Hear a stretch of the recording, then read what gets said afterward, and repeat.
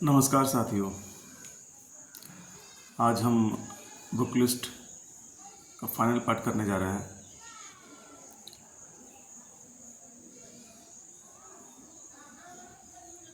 तो बताते चले कि जैसा कि मैंने प्रीवियस 2 वीडियोस में मैंने बताया कि किस तरीके से बुक लिस्ट में हमें सिलेबस और प्रीवियस ईयर क्वेश्चंस को भी इंक्लूड करना चाहिए। उसके बाद हम लोग पॉलिटी और उसके बाद अपना इकनॉमी हो गया, ज्योग्राफी हो गया, हिस्ट्री हो गया, ठीक है ना। इन सब चीज़ों पर हमने डिस्कशन किया था और आगे हम लोग के पास ज़्यादा बचता नहीं है। तो बुक लिस्ट तो सबके पास होता ही होता है और अमूमन सभी लोग पहले बुक ही जाके खरीदते हैं मार्केट से।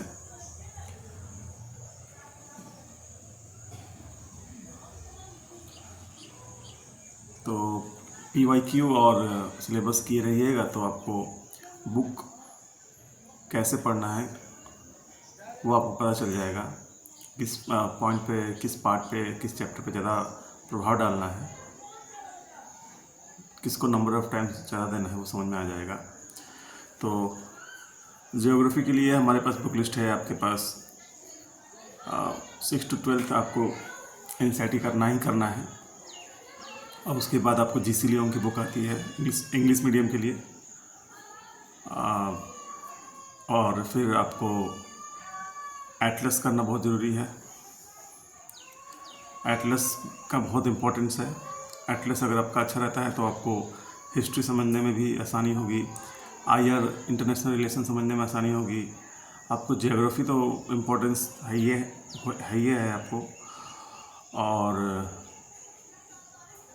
ये चीज़ आपको एनवायरनमेंट में भी हेल्प करता है। आपका मैपिंग तो हर जगह है, मैपिंग तो आपको हर जगह है।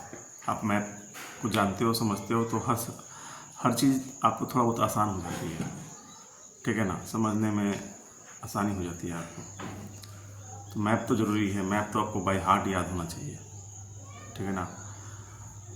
ये चीज़ है, याद होना चाहिए कि कौन सी कंट्री के साइड में नेबरिंग कंट्रीज़ कौन कौन से हैं आपके। जो भी कंट्री न्यूज़ में है उसकी भी नेबरिंग कंट्रीज़ पता कर लेना चाहिए, ठीक है ना। हमारे देश में मेजर रूट्स कौन से हैं वो सब आप देखा कीजिए, उस चीज़ समझा कीजिए, ठीक है। तो ज्योग्राफी का तो बुक लिस्ट हमारा हो ही गया। एडिशनल बुक्स के बारे में हम स्पेशल चर्चा करेंगे हम लोग। मेंस के लिए जो बुक लिस्ट होता है उसमें थोड़ा सा इन्हीं सब बुक लिस्ट में थोड़ा सा एडिशन किया जाता है, थोड़ा सा एडिशनल बुक्स होती हैं उसको ऐड किया जा सकता है। तो वो हम लोग चर्चा करेंगे उस पर भी।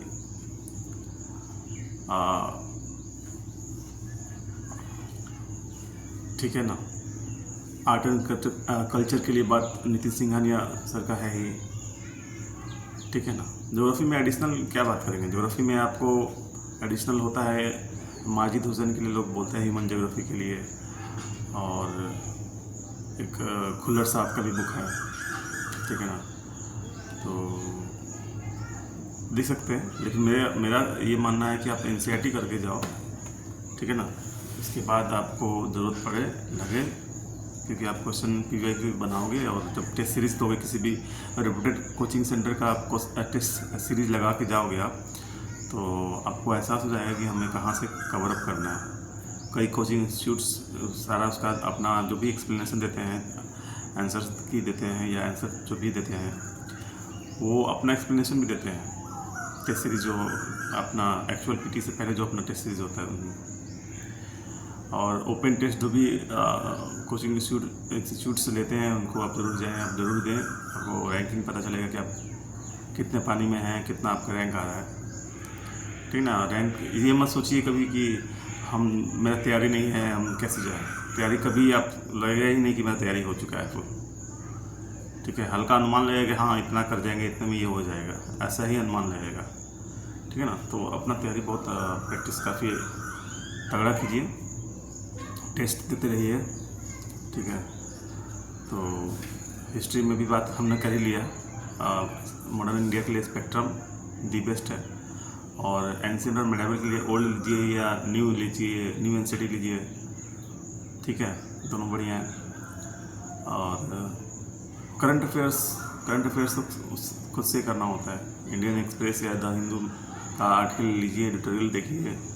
एडिटोरियल में भी सारे एडिटोरियल्स नहीं पढ़ने होते हैं, जो इम्पोर्टेंट होता है वो पता चल जाएगा आपको। धीरे धीरे शुरू में दिक्कत होता है, शुरू में टाइम भी लगता है, न्यूज़पेपर पढ़ने में 3 घंटे लग सकते हैं, लेकिन उसको आपको 1 से 1.5 घंटे में कर लेना है, कंप्लीट कर लेना है, ठीक है ना। वो आपको पता चल जाएगा कौन सा आर्टिकल इम्पोर्टेंट है। वो इम्पोर्टेंट जो उसमें लेखक होते हैं, ऑथर्स होते हैं, उनका भी आप पता चल जाएगा कि हाँ, इन ऑथर्स को मुझे फॉलो करना है। जैसे इंडियन एक्सप्रेस में हम लोग आयर के लिए आपको सी राजा राम मोहन हैं और सुहासिनी हैदर हैं, ये सब, तो आपको पता चल जाता है कि भाई ये आयर के लिए ये सब लोग हैं, इनका तो पढ़ना ही पढ़ना है। एक्सप्लेन में है, हम लोग के टाइम तो सी राजा मोहन का सर का आता था, शायद ट्यूसडे को आता था, ऐसा कुछ था। हर ऑथर का होता है, किसी का वेडनेसडे को, किसी का थर्सडे को, ऐसे करके कुछ है, आपको पता चल जाएगा। तो आप तो एक दिन तो पढ़ना है नहीं, पूरे साल पढ़ना है न्यूज़पेपर, तो आपको आइडिया लग जाएगा। सीसेट के लिए क्या कहा था, सीसेट के लिए तो कोई भी जो भी सिलेबस में जाइए, जो भी टॉपिक है उसको कवर कर लीजिए आप, ठीक है ना। उसको कवर आप कर लीजिए, कहीं से भी कर लीजिए, कोई भी ऑथेंटिक सोर्स देखिए, आप उससे कवर कर लीजिए। बुक बोले तो मार्केट में जाएगा तो बहुत सारे बुक हैं, ठीक है, तो उसको भी आप वहाँ से कवर कर सकते हैं। मोरलेस यही है बुक लिस्ट का कि इसको फॉलो किया जाए, इसको पढ़ा जाए। एनवायरनमेंट के लिए हमारे पास है शंकर आईएएस, और एनवायरनमेंट के लिए स्पेशल एक मैप की बुक आती है। तो मार्केट में देखिएगा कि पूछिएगा कि एनवायरनमेंट के लिए कोई स्पेशल मैप की कोई बुक है, वो बुक आपको मिल जाए तो आप नाम बताइएगा, ठीक है। मार्केट में जाकर के आप प्रेम पटेल बोलिएगा कि मुझे मैप चाहिए, मैप भाई ये ऑथर का चाहिए हमको। तो उसमें क्या है कि आपको पूरे केवल मैप ही रहेगा उसमें, ठीक है ना, उसमें आपको थोड़ा सा आसानी हो जाएगी, उसका अलग महत्व है।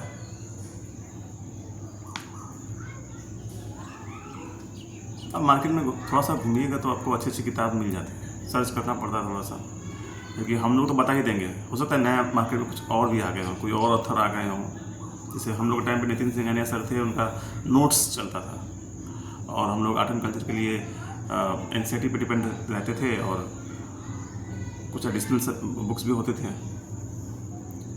ठीक है ना। जैसे हम लोग कोई गवर्नमेंट था, उस गवर्नमेंट के हम लोग नोट्स निकालते थे, PDF प्रिंट आउट करके निकालते थे, उसको हम लोग पढ़ते थे। फिर बाद में इनका भी आ गया, फिर इनका बुक्स भी आ गया नितिन सिंघानिया सर का। उसी तरह से मार्केट में अपडेशन होते रहता है, तो थोड़ा सा आप जाकर एक बार देखा कीजिए, वो भी तब जब आपका एनसीईआरटी और ये सब एडिशनल बुकें हो जाएं, तब यहाँ चलो थोड़ा सा देख लेते हैं। और उसको लाना है तो उसमें इंपॉर्टेंट चीज़ ही पढ़ना है, ये नहीं कि इसको फिर से पूरा पढ़ रहा है, टाइम कंज्यूमिंग मत रहिए। आपको ज़रूरी है डेली न्यूज़पेपर सबसे पहले करना ज़रूरी है। PY की 2-3-4 क्वेश्चन रोज़ लगाइए, ठीक है ना। एग्ज़ाम का टाइम नज़दीक आ रहा है, 4 महीने हो गया है, तो आप टेस्ट सीरीज लगाना स्टार्ट कर दीजिए 3 महीने में, 4 महीने पहले लगाना स्टार्ट कर दीजिए, 1 महीने 2 महीने में लगा करके अपना उसको रिविज़न करके ठीक ठाक कर दीजिए,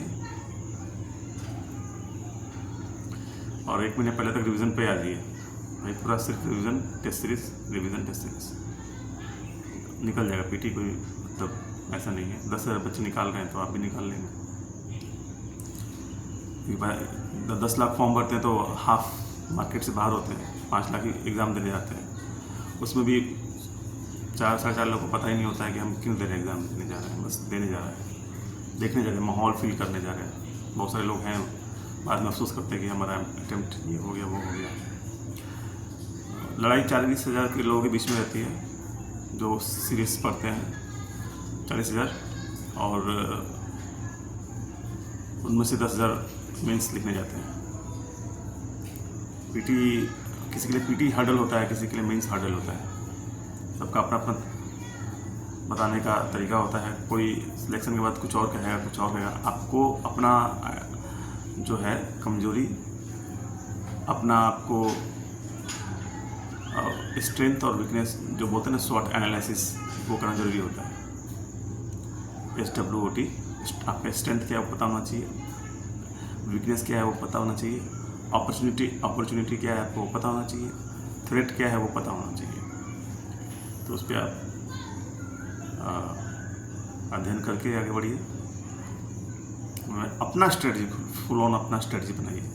उसमें कोई दिक्कत हो तो आप कमेंट में करके आप पूछ सकते हो, ठीक है ना। हम बेहतर प्रयास करेंगे आपके जो भी आप प्रॉब्लम फेस कर रहे हो उसको सॉर्ट आउट करने में। वो बहुत बड़ी परीक्षा नहीं है, इसमें कोई ज़ीरो का साइंटिस्ट आपको नहीं बनना है, इसमें स्पेशल एडवांस्ड कोई नॉलेज नहीं चाहिए। जनरल एस्पेक्ट है, जनरल व्यू आपका जानना चाह रहा है परीक्षा में, ठीक है ना। एडमिनिस्ट्रेशन में जाना है आपको, तो उसमें जनरल बात ही पूछिएगा,